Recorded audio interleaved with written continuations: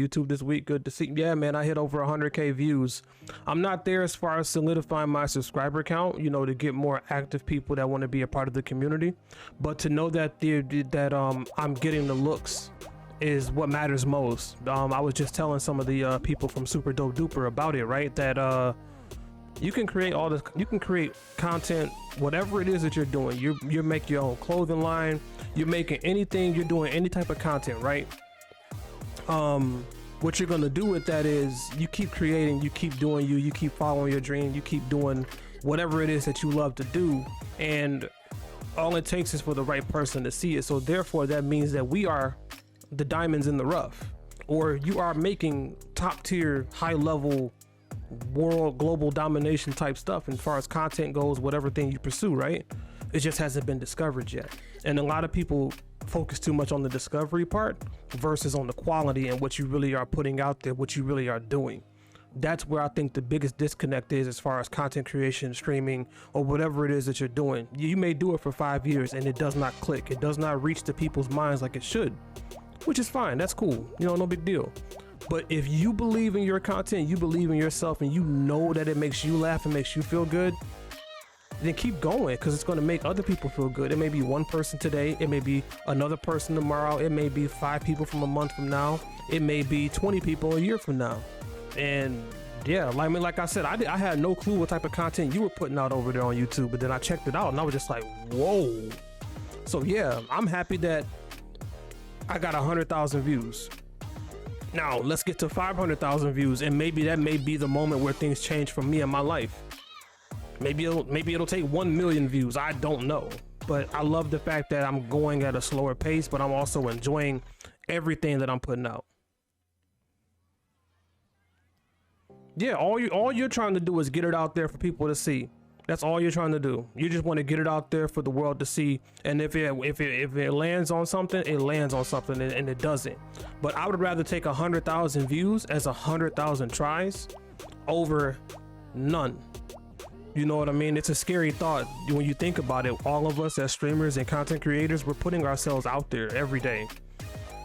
You're putting yourself out there against competition, against negativity, against naysayers, against haters, against greedy companies, against so many different obstacles. Yet if you find out that you're doing what you love and you really enjoy doing it, the sky's the limit. There's nothing that would really be able to stop you, because if you focus on yourself and build yourself and craft yourself into who you need to be, who you want to be, you'll go where you have to go. So absolutely, every piece of content you put out, Sheep, just keep putting it out, man. And it's reaching people, it's touching people's hearts, and that's all that matters, is for those people that it does connect with. It's a numbers game. It's a numbers game, and it's about effort. It's about trials, tribulations, ups and downs, ins and outs. Nothing is instant access.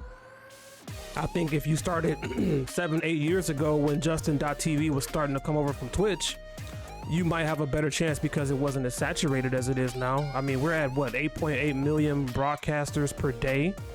So yeah, trying to compete with something like that, it's going to be very hard, and it's going to be very daunting to have you as that one diamond amongst, let's say, out of the 8.8 million, let's say 1 million of you are really fabulous content creators and streamers.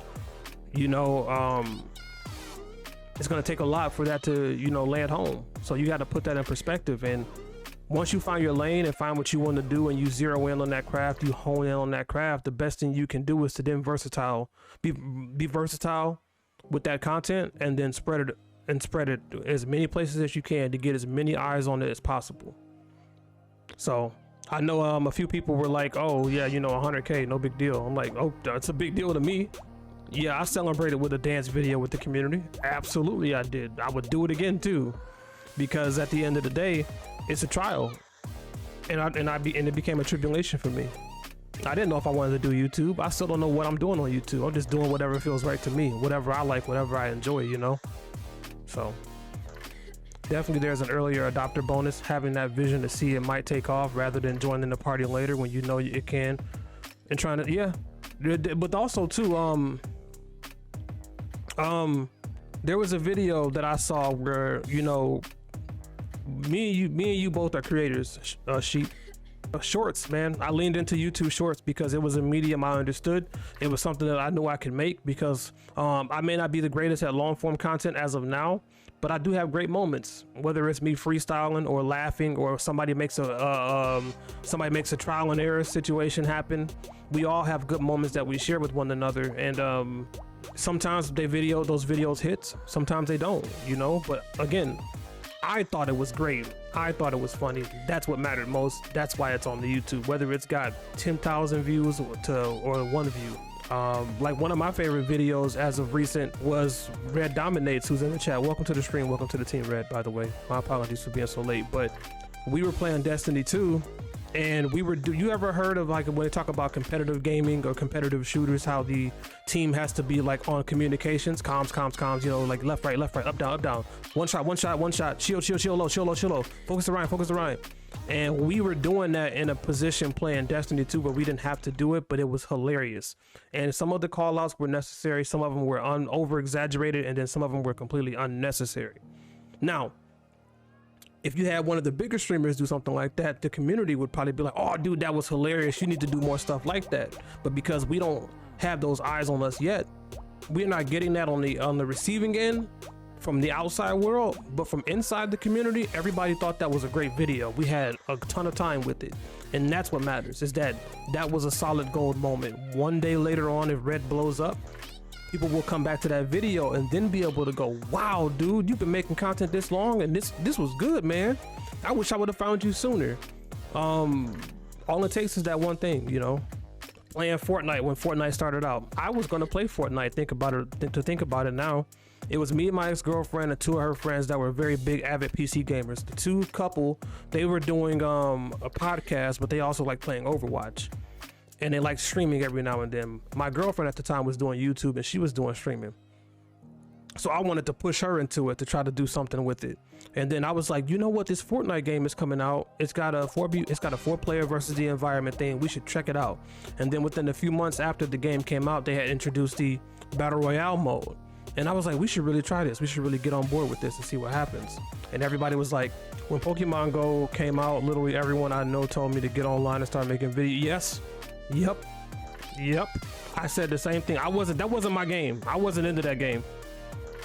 I had no desire, but everybody and their mother was about it and making videos. Dude, do you know that people were using that game to capture people that had warrants? They were setting up Pokestops to get exclusive Pokemon, and the police officers were going there looking for people with warrants. Hilarious. Then it felt like it was too many people that were doing it and wouldn't stand out. Then it felt like plus ultra indeed. But so the thing about that too, Sheep, is that we will get discouraged because of the people that have the numbers or the amount of people that are doing something like that. And what I personally feel about it is everyone's different. Yes, there are those that already have the eyes on it. Yes, there are those that are willing to do willingly outlandish things to get more eyes on them. But you got to do it though, because there's so many different people in the world. You just never know where the vibe may land for you. People may enjoy your vibe. They may enjoy the outlandish content creator at one point, right? But then they may want something that's chill. I have a lot more people in the community that like me when the environment is like how it is right now, versus when it's all like, you know, high antics and things going crazy and all over the place, etc., etc. Wait. It does seem like the super chill streams are as iconic and memorable as the climatic major ones. I did a 90-minute fishing stream on Minecraft one week and a 90-minute boss battle another, and both were just perfect at times. Yeah, you'd be surprised, man. People love fishing. Like the most out of the ordinary things that you could do as a streamer or whatever. Yeah. In the underwear cam on will get the hits for sure. No, we don't want outsiders streaming in the underwear with the underwear cam on. That's how you get banned. We don't need him banned. He just got everything switched over to OBS to get things rolling, so we don't want to do that just yet. But yeah, you never know. And I've learned a lot though, Sheepdog. I don't know. I still don't know to this day. I can't put my finger on what vibe people want when streams cut on, you know, because a lot of times with us being in the smaller communities, right, most of the time when people are lurking, it's because they're using us as background noise, kind of like how you do a podcast or your audio book or whatever. Especially, I remember one time we were talking and I learned about how there were viewers that said, if a person doesn't have a good voice, you've lost me as a viewer. And I was like, they're like, yep, good audio is one thing, but having a good voice that I like, that I can hear and deal with, that's another plus. If you have an annoying voice or an inconsistent voice and stuff like that, I'm good. And I was like, I never would have thought about that. But then, I've had my few times when I went to some streams and I'm like, I see what they mean now. It sounds rude to say, but I get it. If you're gonna be listening to something when you're not watching, yeah, it's unpredictable. I thought something was a surefire thing and felt really awkward when it didn't go to plan. Yeah, it does happen. That's why you just keep going. You know, if at first you don't succeed, dust yourself off and you try again. I had a comment. Hey, great. Your voice is perfect for helping me to get to sleep. You've earned a sub. You'd be surprised, right? So now you got to do Sheepdog Says, the YouTube channel Sheepdog Says, and put on like white noise, rain, or whatever in the background with some lo-fi music playing, and you just talk or read a story. You'd be a millionaire in no time. No, don't do Sheepdog ASMR. It's too branded right now. That brand is, if you're not doing what they think you're supposed to be doing ASMR, it won't take off. Do Sheepdog Says. In a 50 Cent voice? No. My voice sounds annoying sometimes. You think so? Everybody feels like that about their voice for some weird reason. I've never thought about it. I'm like, oh, I sound different out of my head than I do. Until my voice aged to where it's like permanently been where it's at now, I felt like that. But I noticed that I'm personally more nasally than anything else. That I don't sound nasally, but I noticed that I am more nasally than I hear myself. And it's very inconsistent. Like sometimes I won't be, and then sometimes I will be. But most of the time, more often than not, I am. Which is why when people say, oh, you got a good voice, I'm like, okay. Monotone? Yep. Your voice when you're doing stuff is very inconsistent, because you go from, if you're focused, it's all like, yeah, what's up? But then when you get rolling, it's different. It changes completely. It goes from high, low, up, down, in, out, turn around, jump down, get down. There's no right or wrong way to do streaming. There's no right or wrong way to do content creation. It's all about how you feel, and that's what should matter. Because like a lot of times, when the difference of opinion comes into play, it's because somebody's like, I don't like that. That's great if you don't like that. That doesn't mean the rest of the world will feel the same. It'd be 50-50. Who knows, right? I've been editing some gaming videos for 3 months. Most people edit them in like 2 days, and I'm just like, this isn't right yet. You gotta see, that's why I think you should do shorts. What I've noticed when I come to editing my gaming videos is that I'll notice if a video is gonna be good depending on how my reaction is when I'm playing the game. So maybe that will help for you. So what happens, right, is I played the horror game I played a while back called Gravewood High. Now, the way my vibe was when I played the game as I was streaming it was completely different than how I was when I played even Guardians of the Galaxy, when I played Destiny, when I played Ghost of Tsushima. And when I noticed that when I go back to look at my VODs, I'm like, man, this part of the stream was lackluster because I wasn't enjoying something, or something didn't catch me, or it didn't reach me, or it didn't touch me to where I wanted to get to the better position of being able to make great content. So when I feel like that, and I feel like it's going to take me a long time to edit it because I got to look and search for the good parts of it, I'm not doing it. It's no point. You know what I mean? At that point, if you have to scrub and search and look and jump under and find, and you're like, where's the good stuff at in this video? You can't find it.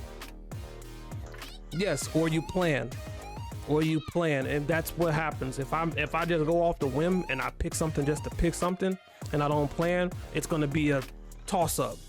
So that's what happens when I wasn't prior to my whole YouTube run. That's what happened when I wasn't focused on, was I trying to make content, make a double purpose when it comes to a stream. Am I just streaming the stream and then letting it go off on its own? Or am I going in with a plan to stream some content? Like part of the conversation we've had today, I think it could be used for content. So I'm gonna go back through the main part of the beginning of the stream and see if there's any things that I could clip to put out there for people that, you know, maybe get a feel or vibe from my personality. Or it may help them. But that's what I did. Yeah, it makes sense. I was compressing 30 hours into 5 20-minute videos, so that took a time. So yeah, doing longer videos is one thing, but maybe that's something you should look into, Sheep, is thinking, okay, I'm gonna be playing Minecraft. Great, I'm gonna play Minecraft for 6 hours. Great. Set a time. If you don't want to do 30 hours of content, right? Yes, you can. I was gonna say you can break it up into pieces. You know, like this is part 1, part 2, part 3, part 4, part 5, part 6, however long, right? Or you, in your mind, if it's a 6-hour stream you're planning for that day, or a 3-hour stream, what you do then at that point, for the first hour, I'm gonna just do whatever, freestyle. Second part of the stream, I'm just gonna kind of focus on this one mission. Then the third part of the stream, I'm gonna make that my YouTube content.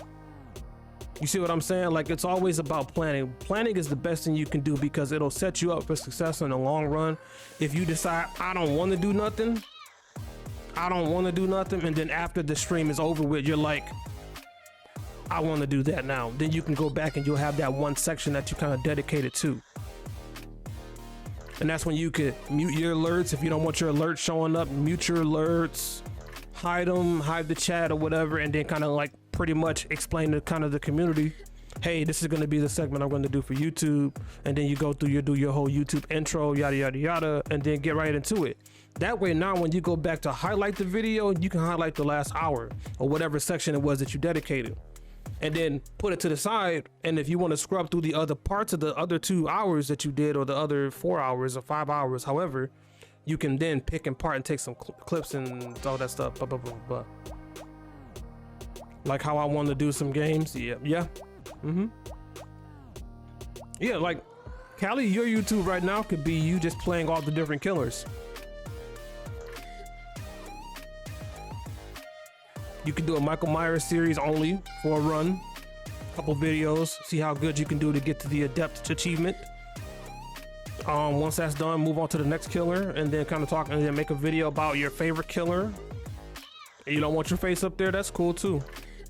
I feel like with YouTube, if you don't do the face and talk, you gotta at least just do the talking. Do a nice intro, let them know who you are, what your vibe is about, who you are personally as a creator, yada, yada, yada. Kind of fill them in with what's going on, check in with them, see how they doing, then slide on into the video. Don't just go right into the video. Unless you want to throw up like a funny clip and then kind of do it. It's kind of like just mix and match, kind of see where it's at, wherever the vibe is for the video. I don't do intros for a lot of my videos either. Alerts popping up was a learning curve. Most of it worked out fine, but there's probably 2 really intrusive alerts that fill the screen during the 5 parts. Yeah. Yep. That's why mine are now like over here, or when I'm playing the game, they're like over here. Beforehand, they would be right here, like front and center, like big as could be. Cause I like those alerts. I worked hard on them.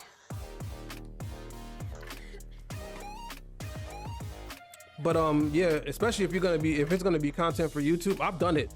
Hey, this might be for YouTube guys, so alerts will pop up, but you won't hear the sound. I'll replay it after I get to a moment where I can pause it. But like I made the call with Guardians of the Galaxy, I'm not gonna put that on YouTube because I don't like the experience it presented me, where you have to cut off all music to play the game. That's part of Guardians of the Galaxy. I feel like Twitch or somebody should have reached out and said, hey, look, we'll make an exception for this game because this is a very popular game. We want people to play it. That's why I feel like kind of like when you think about content too much, where you're willing to sacrifice your greater experience of the game itself for content, you're doing things wrong. Yeah, but I'm willing to sacrifice a YouTube run on that game to enjoy the game the way I should, 100%. I'm not willing to sacrifice that for content. Nope. Because you wouldn't get my best reactions. So when I get my best reactions in the things that I like out of the game, then I'll make a YouTube short or a clip out of it. Strategize.